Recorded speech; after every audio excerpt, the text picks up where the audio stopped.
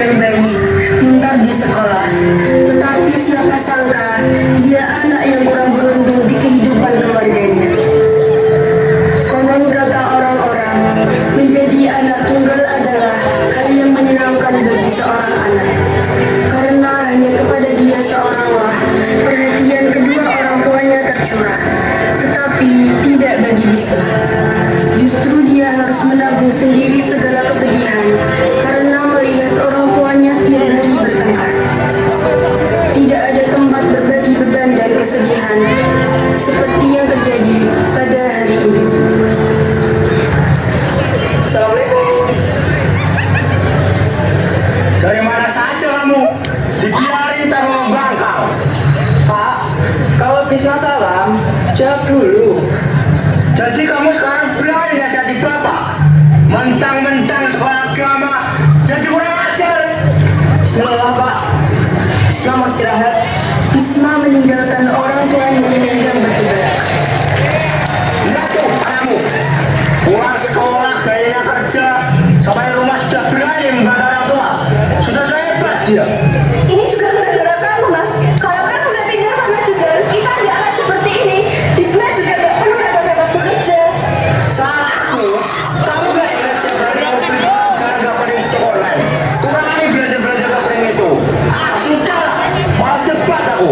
Ini juga gara-gara kamu gak becus jadi istri. Salahin terus aku, Mas. Kamu juga kerja siang sampai malam. Tapi mana hasilnya? Kamu terlalu egois dan seenakmu sendiri. Kalau begini terus, mending kita pisah. Bisma yang mendengar perkataan ini merasa sedih. Selama ini ia berharap hal ini tak akan pernah terjadi. Sejajar harapan Bisma untuk memiliki keluarga bahagia kini telah menjadi abu. Pikirannya berkecamuk, hatinya sakit. Perceraian orang tuanya bagi sebuah kapal yang tengah dihantam ombak besar dengan badai di tengah laut lepas.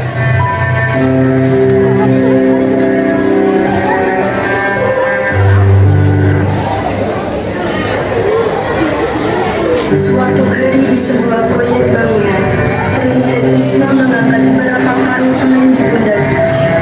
Meski berat karung tersebut tidak seberapa dan tak sebanding. Iya Pak. Kamu nanti langsung pindahkan pasirnya ya kalau sudah datang. Baik, Pak. Mas Tora, Tiba-tiba ada seseorang yang menghampiri mereka. Sepertinya ia mengenal sang bandar. Ketika Bisma menoleh ke arah sumber suara, tatapan mereka bertemu. Ternyata Pak Karim, wali kelasnya Bisma. Bisma langsung panik dan kembali mengerjakan tugasnya. Kamu kenal Bisma, Mas? Iya, dia kuliah di sini. Anaknya nurut dan tepat waktu. Susah loh menemukan kuliah muda seperti dia. Jadi dia kuliah di sini, Mas? Iya, Rim. Sudah 5 bulan dia kerja di sini. Kamu kenal Bisma dari mana? Dia anak didikku, Mas. Oh, begitu. Ya sudah, ayo masuk. Beginilah Bisma sekarang. Pagi dia tetap sekolah, siang dia akan bekerja sebagai kuli bangunan. Dengan begini, dia berharap bisa terus sekolah untuk menggapai cita-citanya. Akan tetapi, kegiatan ini semakin hari membuatnya berubah. Karena capek, dia sering tertidur di kelas, tidak fokus pelajaran. Sampai suatu hari, Pak Karim memperhatikannya.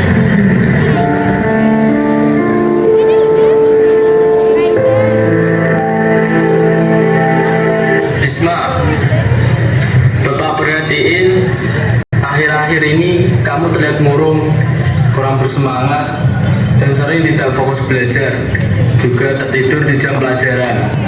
Kamu sakit? tidak, Pak. Ada apa? Ada yang mau diceritakan pada Bapak? Bapak tahu, bukan berarti kamu harus ceritakan semuanya. Tapi Bapak ingin kamu tahu bahwa sekolah ini ada untukmu. Di sini kamu adalah Bapak yang berharga. Bapak percaya kamu punya kekuatan luar biasa untuk melewati ini semua. Maafkan saya, Pak. Saya tidak bermaksud bermaksud menyepelekan pelajaran Bapak dan tertidur di kelas. Saya masih ingin sekolah, Pak. Saya melakukan ini semua agar bisa terus sekolah. Bapak tahu kamu sekarang bekerja untuk melanjutkan hidup agar tidak putus sekolah dan bisa menggapai cita-citamu. Oleh karena itu, Bapak di sini untuk mengingatkanmu. Ingat tujuan awalmu. Jangan sampai karena kamu tidak fokus, justru prestasimu yang akan menurun.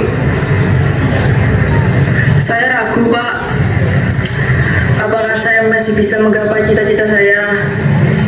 Sedangkan keadaan saya sekarang seperti ini. Dulu saya ingin sekali menjadi arsitek hebat. Tapi tampaknya jalan itu jauh dan berat sekali, Pak. Kalau begitu cita-citamu cocok dong dengan pekerjaanmu sekarang. Kamu tahu Pak Tora, bos di tempat kerjamu itu? Beliau teman Bapak. Beliau orangnya baik. Belajarlah dari beliau. Nah, ilmu juga bisa didapat dari mana saja. Pengalaman juga guru kehidupan yang berharga. Kamu jadilah karyawan yang jujur, baik, rendah hati, dan manut dengan Pak Tora. Kamu akan bisa jadi orang hebat seperti beliau. Akan tetapi, tetaplah rajin belajar di sekolah. Berdoalah agar pertolongan Allah selalu menyertaimu. Terima kasih, Pak. Terima kasih banyak. Mungkin kamu merasa masalah di keluargamu membuatmu sulit menggapai cita-citamu. Tetapi Bapak ingin kamu melihat ini dari sisi yang lain. Justru karena situasi yang berat ini, kamu jadi punya kesempatan untuk menjadi lebih kuat, lebih tangguh dari siapapun. Anggap ini sebagai tantangan yang akan membuatmu jadi pribadi yang lebih hebat kelak nanti.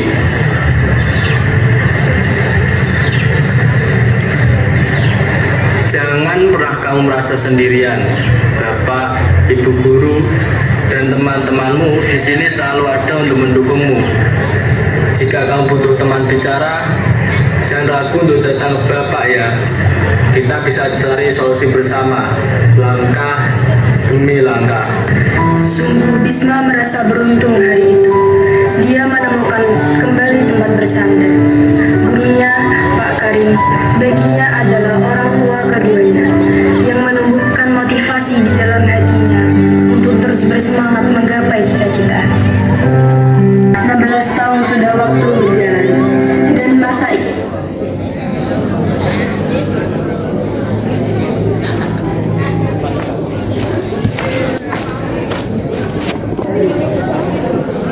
umat Islam, terutama pada sebuah rumah di desa yang asri yang tak kenal lekang oleh zaman.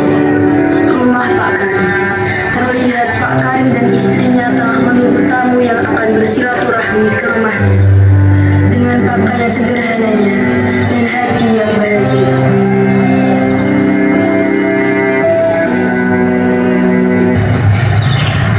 Assalamualaikum. Waalaikumsalam. Pak Karim dan istrinya seketika berdiri. Laki-laki itu langsung menjabat tangan Pak Karim dan menciumnya dengan takbir. Pak, Bu, maafkan anakmu karena baru sempat datang. Bapak dan Ibu sehat?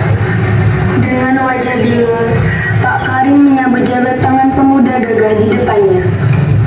Ini Bisma, Pak, siswa Bapak yang dulu bekerja sebagai pekerja bangunan.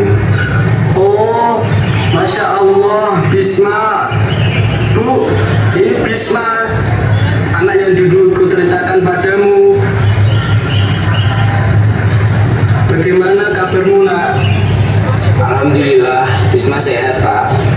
Maafkan Bisma karena baru sempat menjenguk Bapak dan Ibu. Jangan begitu, nak. Kedatangan seorang siswa kepada gurunya yang setelah lama tak bersama itu sudah menjadi kebahagiaan seorang guru. Kamu sudah Bapak anggap anak sendiri. kapanpun kamu perlu datang, pulanglah kemari nak. Terima kasih Pak.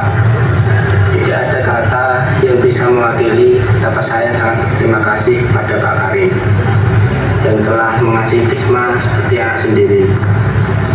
Motivasi dari Bapaklah yang mengantarkan saya pada kesuksesan saya sekarang. Alhamdulillah, Bapak senang mendengarnya.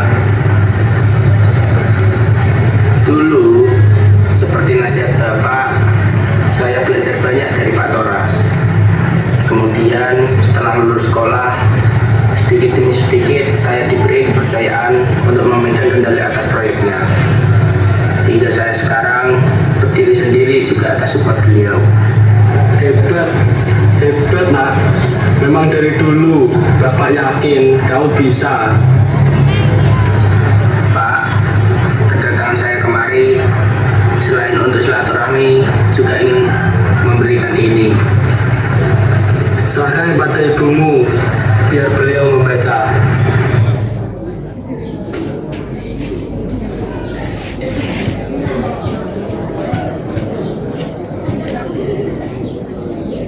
Selamat kepada Bapak Karim dan Ibu Ratna menjadi calon jemaah Haji Plus tahun 2026. Pak, Hah? Maksudnya nak? Betul Pak, insya Allah musim haji tahun depan kita berangkat bersama. Ibu, Bapak, dan Bisma juga. Alhamdulillah.